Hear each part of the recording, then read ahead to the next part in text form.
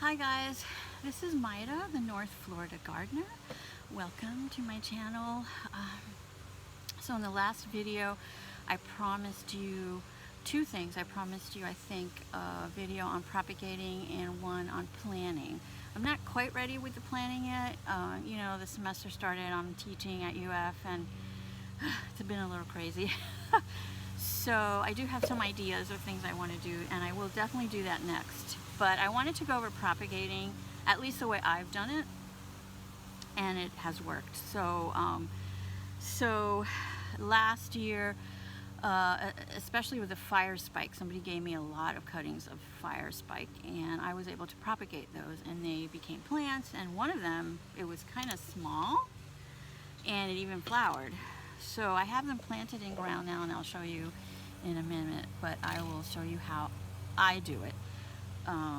So what I have here is two coleus cuttings, and I think it's the native salvia. I don't know if that one's going to work, and I'll explain why. First of all, you want to get a little pot, and you want to fill it with potting mix. So I think some people might do it with, I should put my gloves on, with, actually I'm going to do all three, with peat, but I've done it with potting mix and it's been fine, so it has worked. I think I'm just going to do 3 little pots because I have 3 cuttings. So my parents were really poor, and my mother, you know, they couldn't afford stuff, but my mother loved the garden, you know, originally from Cuba, and she used to go to nurseries, and she said she would just take a little snip of a plant and propagate it, and she had a green thumb. Everybody in my family has a green thumb, except me. I don't feel like I do, but I'm getting there. I'm learning. But anyways, so that's how she had a lot of plants. Oh, our backyard was amazing. We had 2 avocado trees, sour oranges. But anyway, okay, so now my 3 pots have soil in them. So now I'm going to show you, and I think I'm going to have to take my glove off for this. Okay, I'm going to show you my cuttings. So I have this beautiful, I'll put a photo in the video, this coleus in the front yard that's really gorgeous. I like the way it mounds. So what I heard is, so coleus is an annual, so the idea is to, and it might not be the time to do this, but I wanted to show you how to propagate and, you know, do what I said I was going to do. So then you bring them inside, right, during the winter, and then that way you'll have little plants for spring to plant them. So it might be a little early unless you have a room that's really sunny that you can keep them in. I'm not sure if these are going to survive, but this is just for demonstration purposes. So I cut, you know, a piece of the coleus, and what you want to do, I didn't cut it correct the first time, but what you want to do is you want to cut underneath one of the nodes. So you know how when you're cutting back a plant, because you want it to get bushier, you cut above the node where the leaves are going to come out. As you can notice, here's some two nodes also where little leaves are coming out. When you're cutting back a plant and wanting it to get bushier, you cut above that, but when you propagate, you cut below that. So I'm going to cut, I don't know, let's see, I'm going to cut actually below that one. Okay, so I'm going to cut. And there we go, if you could see it. And then I'm going to get rid of the leaves, just kind of take them off, and leave just a couple on top. You want all that energy to go for root production. So I've never had one where I have these little leaves. I guess I'm going to get rid of the big leaves and just leave those little leaves. Okay, so this is what you have. There's the node, and then some people use, I forget what it's called, some propagating powder or gel. I also think that I've read that honey works. I don't know, don't quote me, but I didn't do it that way. I just plopped it in the soil. So then you just plop it in the soil, right? And that's it, see? Just plop it in and water and keep it moist because you want those roots. I don't think that's going to be a problem now because it's been raining so much. And then put them out. And I think what I did is I didn't put them in full sun, kind of in part shade maybe. I don't know if that's necessary, but that's what I did. And it worked with the fire spike. Okay, so it's really easy. It's not difficult. But so if you have something that has flowers, you would cut the flower off because you don't want the energy to go to the flower. You want it to go down. But for some reason, you need to leave a leaf, I think. I might be able to take another leaf off. Let's take another one off just to see what happens. I will keep you posted. It actually has two little tiny leaves, but we'll just leave that. Okay, so then we'll do two more. So here's another coleus. I don't really love this coleus. Although, you know, maybe it would have been nice had I cut it back earlier. It would have gotten bushier, maybe it would have been prettier. It got really leggy. So again, I'm going to pick a node. So I think I'm going to do this one here. I'm going to cut right below it.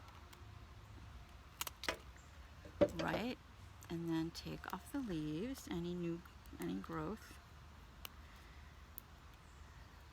Has a lot of little leaves around the big leaves. I'm just pulling them off or using my nail. I mean, you can use the trimmers if you want. And then I'm going to leave these on this one and see what happens. And then I'm going to plop it in the soil. Try to get it in there straight. Might need a little more soil.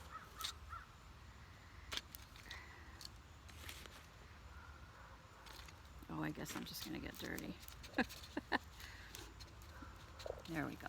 Put a little bit more soil. I think I might put a little bit more soil on this one too. And I'm sorry if you can't see the whole thing on the camera angle. It's just hard. I don't have a cameraman. Okay, I just have the tripod. Okay, there we go. Put a little more soil on that one. And then the third one I'm going to do is not a coleus. It's, I think, a native salvia, which someone gave me a cutting, but honestly, it's way to the tip. And this is all flower. So, I don't know, guys. I really don't know if this is going to work. So, there's the node. I don't want to go further up because, but I cut this yesterday. I put it in water. But I'm going to cut just a little bit more, but it's still going to be under that node. I hope you can see it. See that? I'm just going to cut a tiny bit to give it like a fresh cut. Okay, see? And then I'm going to get rid of the little bit of leaves that it has. I just don't know. I don't know what to do about the flowers. You know what? This is an experiment. I'm going to cut the top off. Just a little bit of it, not the whole thing. There we go. I cut it. I'm going to leave this on just because there's no leaves. Again, I don't know if this is going to work, but do it the way I did it with the coleus, and we will see if this will work. Ideally, I would have picked this a little bit lower, closer to the ground, and gotten more of the stem, cut off the flower, and then plopped it into the soil and watered it. That's it. That's really easy. So that's all there is to propagation. Really, it's very easy. Some people actually propagate in water. They'll, you know, put it in water and wait till the roots come out, and then you can, you know, do it that way. Ooh, I want to show you something. So recently, I had a stir fry and I had bok choy, and I cut, you know, the bottom part of it off because, you know, no one eats that part. And I did this. I don't know if you can see, kind of like a potato. I put the toothpicks and I put it in water, and there are, let's see if you can see it. You could see a little bit the roots have grown out of it, and it started to grow immediately. I mean, these things are, I've done it with celery, and it grows immediately.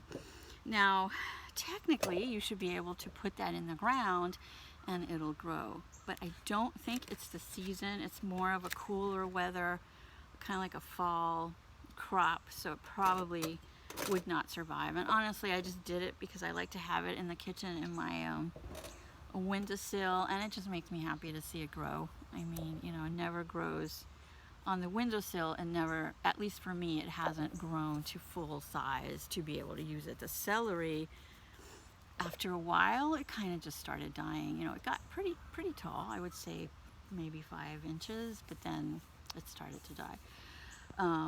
So I just really did it just for fun. But so you can try to root things in water if you want to also. So this I will put, I have a spot here where it gets mostly shade, just a tiny bit of sun. I will water it, make sure it's wet every day, and kind of next year, well actually the coleus, these 2 coleus, just these 2, I might do some more later when it's a little bit, you know, more like, I don't know, maybe October or something. So here's the 3 little pots.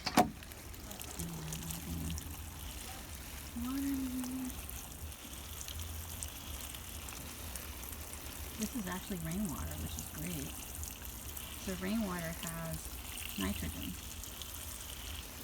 So this is a little dry too. These are dancing, some type of dancing ginger, dancing lady, something like that. But it's invasive. I haven't decided whether I want to plant it or not. As you can see, they're still alive. They've been here for a week maybe? Okay. Hi guys, so here are the fire spikes, which I started with cuttings. So it ended up being kind of like 3 plants, and it's doing really well, but it hasn't flowered. I think now is the time they're supposed to flower, I'm hoping. I thought it would grow more actually, but we do get a lot of water. See over here, it gets this big drip of water when it rains. I don't have gutters in the front of the house. I don't want gutters because that's more to deal with. So we'll see what happens. But as you can see, the way I propagated worked because I've got quite a bit here. So yeah, so hopefully that'll encourage you to at least try it. I mean, worst comes to worst if it doesn't work well. Here is another plant that I propagated. I got a whole bunch of cuttings, and it is a type of blue salvia. I don't know exactly. As you can see, it's gonna flower. So this, it's kind of late flowering, I think, because I had it in 2 pots, or 1 pot. 1 pot, and as you can see, it kind of, oops, it kind of, wait, where is it? Kind of bent. You can kind of see how it bent because it was coming out of the pot. The lady that gave me these, this was like at least 4 feet tall. So, but it was raining so much and I couldn't get it in ground in time. Finally, I was able to get it out here, and it immediately started growing better, got full sun, and it looks like it's starting to bloom, which I'm so excited, yay. So that should all get purple flowers. So anyway, so I hope this encourages you to try propagation. Also guys, I have a few subscribers, yay, that are actually from this Gainesville Ornamental Gardener group in Facebook. And guys, if you know a better way to do things in any of my videos, please comment. If you see I'm doing something and there's a better way to do it, or you have any suggestions at all, please, please, please. I'm a novice, and you know, I learn from you guys. I look at that Facebook page every day because I learn something new. So yes, please comment. Thank you. So another thing I wanted to talk about is yesterday I went to Kanapaha Botanical Gardens, and so the rest of this video is just going to be about that. It's going to be just like a little slideshow of the different flowers. It's more kind of natural, which is really pretty to walk around.